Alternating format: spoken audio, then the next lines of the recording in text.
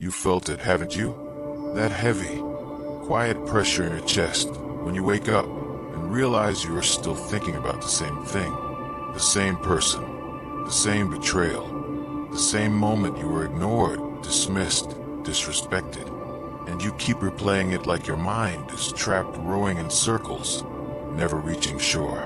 You tell yourself you're fine. You keep functioning. You keep smiling when you have to. But inside there's a storm. Not loud, not dramatic, just constant. Overthinking, second-guessing, imagining what you should have said, imagining what they meant, wondering why you weren't enough, wondering why they switched up, wondering why you keep chasing clarity from people who only offer confusion. And here's the brutal truth. It's not the rejection that breaks you. It's the negotiation you start with your own self-respect after it happens. It's the way you abandon your inner peace to win someone else's approval. The way you keep returning to the same door that slammed in your face, hoping it will open if you knock softer, if you explain better, if you become smaller. That's not love. That's not loyalty. That's not strength. That's captivity. In this video, you're going to learn 12 Stoic lessons drawn from the Odyssey, not as a literature class, not as ancient trivia, as a map, a survival manual for your mind. Because Odysseus wasn't just fighting monsters and storms, he was fighting temptation, ego, fear, the need to be seen, the urge to react, the pull of comfort, the craving to go back to what feels familiar, even when it destroys him. And that's you in a modern battlefield. The Odyssey is what happens when your life gets delayed, your heart gets tested, and your mind gets attacked from the inside. It's what happens when you're trying to get home to yourself, but distractions keep offering you a softer bed and a weaker identity. Stoicism is the antidote, not because it makes you cold, but because it makes you clear. Marcus Aurelius, Seneca, Epictetus, they're not teaching you to feel nothing. They're teaching you to feel the truth without becoming its slave, to face the storm without becoming the storm. If you stay with me, these 12 lessons will change how you handle disrespect, how you handle rejection, how you handle anxiety, how you handle the voice in your head that keeps asking for permission to be confident. This is where you become dangerous in a calm way. Not loud, not reactive, just unshakable. And if this message hits you, take a second and subscribe. Not for me, for the version of you that's tired of spiraling, tired of losing hours to thoughts that don't love you back. Now comment this affirmation so you lock it in. I return to myself, because in the next truth, we're going straight into the first lesson of the Odyssey that most people miss. And it's the reason you keep getting pulled off your path. You said it out loud in the comments, or at least you felt it in your chest. I return to myself. And that's where this journey actually begins. Not on the outside, not in their inbox, not in the past. It begins in the mind, where the storms are either mastered or multiplied. The first lesson is hold the rudder. In the Odyssey, the sea doesn't ask how you feel. It moves anyway. Your mind is the same. Life will throw silence, rejection, disrespect, delays, and weird endings you didn't earn. The danger is when you hand the steering wheel to your emotions. That's when one text you didn't get ruins your day. That's when one look of disrespect makes you spiral for hours. Epictetus gave you the weapon for this. He said, "Men are disturbed not by things, but by the views which they take of them." The event is neutral. Your story about the event is the knife. So you stop begging reality to be softer and start making your judgment stronger. You don't control the sea. You control the rudder. You are the calm that chooses the direction. Say it. I steer my mind, not the storm. The next lesson is bind yourself to the mast. Odysseus knew the sirens would sing directly to his weakness, so he didn't rely on willpower. He relied on design. He tied himself down. That's modern psychology and Stoicism agreeing in the same sentence. Your environment beats your intentions when you're tired. Your phone is a siren. Your comfort addiction is a siren. That late night scrolling. That just one more message. That checking if they watch your story. That fantasy of closure. Marcus Aurelius warned you about this inner leak of power. He said, "You have power over your mind, not outside events. Realize this, and you will find strength." So you set rules before you're emotional. You decide what you do when you're lonely, before loneliness speaks. You create distance from triggers, not because you're weak, but because you respect your mind. Say it. I don't negotiate with temptation. The next lesson is choose the long way home.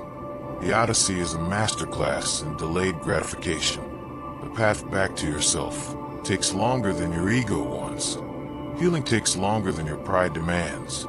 But impatience is where people relapse into old patterns and old people. Seneca said we suffer more often in imagination than in reality. You're not drowning in what happened. You're drowning in the movie you keep replaying. So you shorten the movie and lengthen the work. One day at a time. One disciplined choice at a time. The long way home builds a mind that doesn't break the next time life says no. Say it.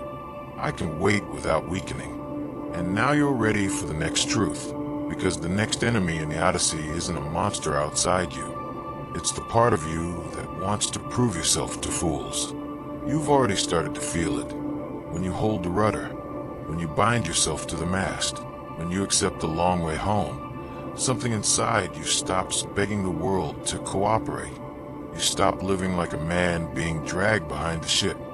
You start living like the one steering it. Now let's go deeper, because the Odyssey doesn't just teach you how to endure storms. It teaches you how to survive your own ego, your own cravings, and your own need to be understood by people who were never listening. Here's the next lesson. Guard your name. Odysseus faces the Cyclops and wins with strategy, but then he makes one mistake. He reveals himself. He needs credit. He needs recognition. And that one ego flare brings consequences that follow him across the sea. That's your modern life. You walk away from a toxic situation, but then you send a long paragraph. You clear your name. You post to prove you're unbothered. You explain yourself to someone committed to misunderstanding you. And suddenly, the drama continues because your ego wanted the last word. Marcus Aurelius gave you the cleaner path. He introduced the principle like a quiet sword. The best revenge is to be unlike him who performed the injury. You don't win by proving. You win by becoming unreachable to disrespect. You don't protect your pride. You protect your peace. Say it. I don't need to be understood to be free. Next lesson. Beware the lotus. In the Odyssey, some men taste the lotus and forget their purpose. They don't cry. They don't fight. They don't even miss home. They just drift. That's not ancient fantasy. That's the modern numbing epidemic. It's the way you bury pain under entertainment. The way you hide anxiety under constant noise. The way you turn loneliness into a lifestyle of distractions. You're not resting. You're escaping. Seneca calls this out with ruthless clarity. He introduced it as a warning, not a poem. It is not that we have a short time to live, but that we waste much of it. You don't lose your life in big tragedies. You lose it in tiny surrenders. Another late night, another scroll, another day where you never touched your real mission. The lotus doesn't kill you. It just steals your direction. Say it. I rest with purpose, not with escape. Next lesson. Don't make a home in pleasure. Circe offers comfort, a beautiful trap. Soft beds, sweet food, no struggle. But Odysseus doesn't stay, because he knows something most people forget. Comfort can be a cage with velvet walls. Your Circe might be a situationship that keeps you available, but never chosen. It might be a habit that calms you now, but weakens you later. It might be the version of you that avoids hard work, because hard work exposes your potential. Epictetus gives you the antidote in one hard line. He introduces it like a command to the soul. First say to yourself what you would be, and then do what you have to do. Decide who you are, then live in a way that proves it. Not once, daily. Say it. I choose the harder path because it leads to me. And now you're ready for the shift. Because the next part isn't just about resisting traps. It's about becoming the kind of mind that cannot be controlled. Even when life hits you with the final test, unfairness. By now, you can feel the difference. Not because life suddenly got gentle, but because you stopped handing life the keys to your inner world. You've started holding the rudder when the waves rise. You've started tying yourself to the mast when temptation sings. You've started refusing the lotus that numbs you. You've started walking away from the need to prove yourself to people who only respect noise. And as these truths stack on top of each other, something shifts. You stop living like your mind is a crowded marketplace where every opinion, every memory, every text message can shout over your peace. You start living like your mind is a fortress. This is where the Odyssey stops being a story about a man trying to get home and becomes a story about you trying to return to yourself. Because Ithaca isn't just a place, it's a state. It's that quiet inner ground where you don't need to chase validation. You don't need to rehearse arguments in your head. You don't need to refresh your phone to feel alive. And now you understand why Stoicism is not passive. It's not accept everything and smile. It's disciplined acceptance. It's dangerous calm. It's choosing your response with the precision of a warrior cleaning his blade. Marcus Aurelius gives you the core of this worldview. He introduces it as a reminder of power when you feel powerless. If you are distressed by anything external, the pain is not due to the thing itself, but to your estimate of it. And this you have the power to revoke at any moment. Marcus Aurelius. Read that again in your head. The betrayal didn't steal your peace. The disrespect didn't own your day. The ghosting didn't control your future. Your interpretation did. Your mental movie did.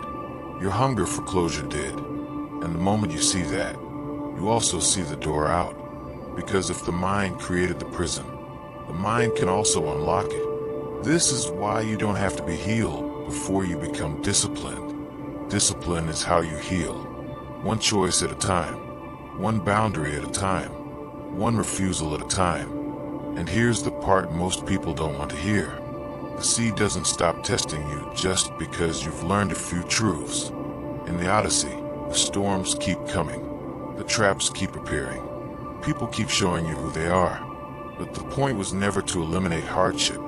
The point was to become someone who can walk through it without being shattered.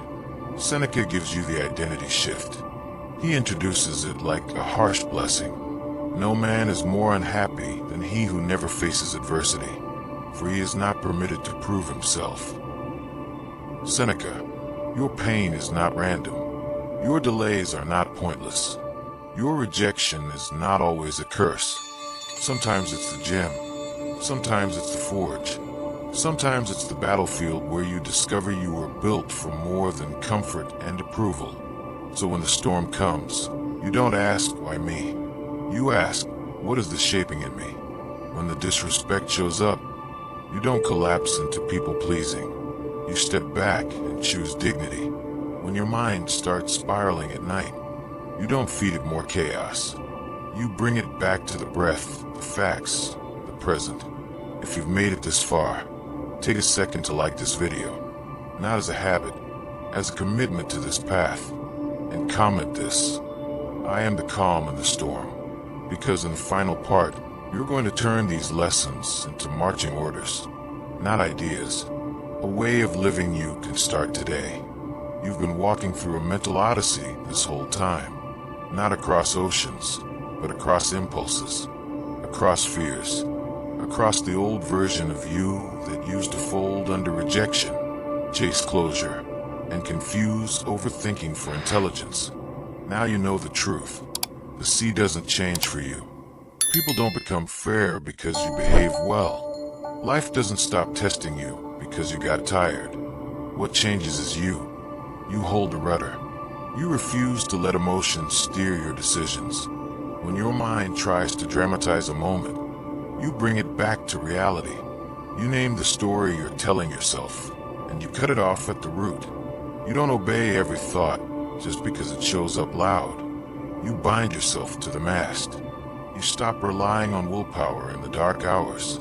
You build rules that protect you when you're vulnerable. If a person triggers your spirals, you create distance. If a habit steals your time, you remove access. You don't call it restriction. You call it leadership.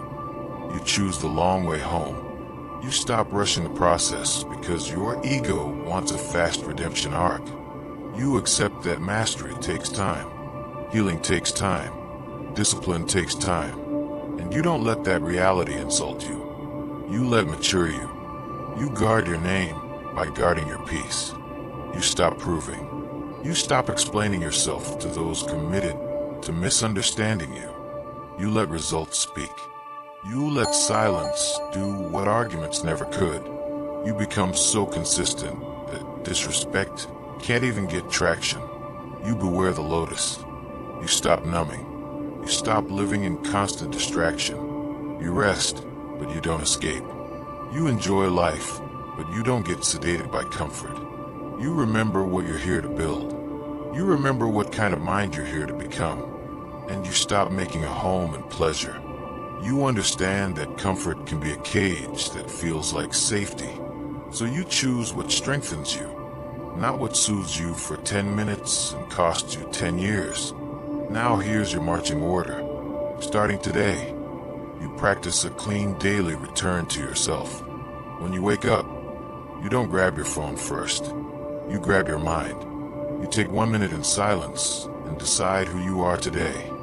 You choose the identity before the world tries to assign you one. When something triggers you, you pause. You don't react in the first 10 seconds. That's where most people lose their dignity. You breathe. You ask, is this within my control? If it is, you act calmly. If it isn't, you release it like a blade sliding back into its sheath. At night, when your mind tries to replay old scenes, you refuse to rehearse suffering. You return to what's real. Your breath, your bed, the present. You remember that rumination is not loyalty to the past. It's theft from your future. And to seal this whole journey, take this quote like a final compass point. Epictetus introduces it as the foundation of freedom. Seek not that events should happen as you wish, but wish them to happen as they do happen, and your life will go smoothly. Epictetus. This doesn't mean you stop striving. It means you stop fighting reality. You stop demanding the past be different. You stop needing everyone to approve of you before you respect yourself. You walk forward with a mind that doesn't argue with what is, and therefore can focus on what can be. Now drop this final affirmation in the comments and mean it. I return to myself, and I stay there. If this hit you, like the video, subscribe, and share it with someone who's drowning in their own thoughts. Join this community of disciplined minds. Calm, clear, unshakable, because the world will keep sending storms. But you're not here to be broken by waves. You're here to become the shore.